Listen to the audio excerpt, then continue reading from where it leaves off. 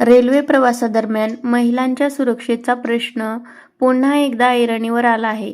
विना तिकीट प्रवास करणाऱ्या एका तरुण मुलीकडून दंड वसूल करण्यासाठी रेल्वे तिकीट परीक्षकाने अवलंबलेल्या अत्यंत चुकीच्या आणि अमानवीय पद्धतीचा व्हिडिओ सोशल मीडियावरती प्रचंड व्हायरल झाला आहे.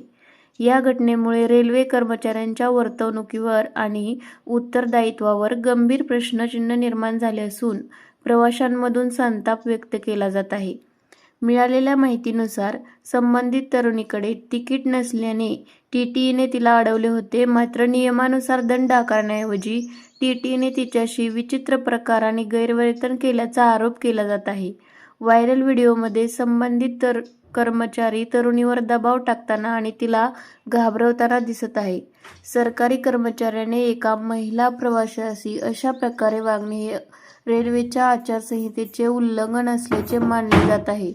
हा व्हिडिओ व्हायरल झाल्यानंतर नेटकऱ्यांनी आणि प्रवासी संघटनांनी रेल्वे मंत्रालयाला टॅग करत कठोर कारवाईची मागणी केली आहे.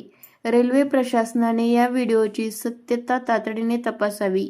जर हा प्रकार खरा असेल तर संबंधित टीटीएला तत्काळ सेवेतून बडतर्फ करावे अशी मागणी जोर धरत आहे.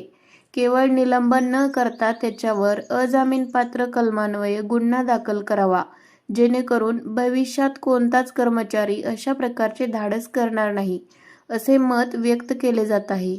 या प्रकरणाची दखल घेत रेल्वेच्या वरिष्ठ अधिकाऱ्यांनी चौकशीचे आदेश दिले आहेत. रेल्वेमध्ये महिलांच्या सुरक्षेसाठी विशेष नियम असताना अशा घटना घडणे दुर्दैवी असल्याचे प्रशासनाने म्हटले आहे. सध्या या टीटीईची ओळख पटवण्याचे काम सुरू असून दोषी आढळल्यास कठोर पावले उचलली जातील असे आश्वासन देण्यात आले आहे.